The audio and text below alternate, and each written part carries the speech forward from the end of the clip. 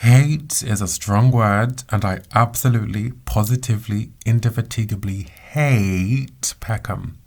But then at the same time, I kind of don't. It's a peculiar paradox of conflicting emotions. On the one hand, it's where I grew up, and it's an area that's the backdrop of some of my most treasured and sacred memories. But on the other hand, I had some incredibly terrible encounters in Peckham, and I experienced the worst moments of life there. There's a lot to like and even love about Peckham. It's diverse, multicultural. There's lots of great food and a lot of places to find entertainment in.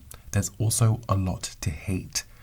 The rampant knife crime, the postcode wars, the gang violence and police sirens, not to mention the undercurrent of animosity that makes it so that a dispute could take place at almost any given time.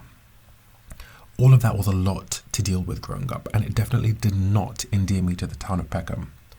I knew of Damilola Taylor and how he was a victim of knife crime, but I wasn't really aware of the extent of that problem that plagued not just the streets of Peckham, but the streets of most of London.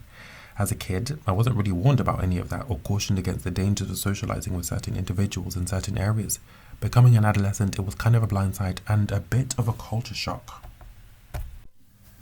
Peckham has also been the object of gentrification, and I'm not sure how I feel about that.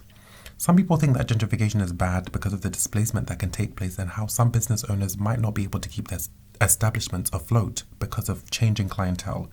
But on the other hand, it's nice to see new buildings, and the influx of different demographics can introduce new business opportunities and also help to prohibit issues that were endemic to the area. I like that Peckham's changing, but in some ways I don't really much care because I'm not that attached to it.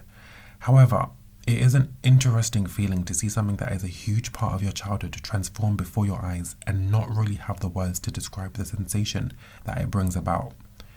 I hate Peckham, but then at the same time, I kind of don't.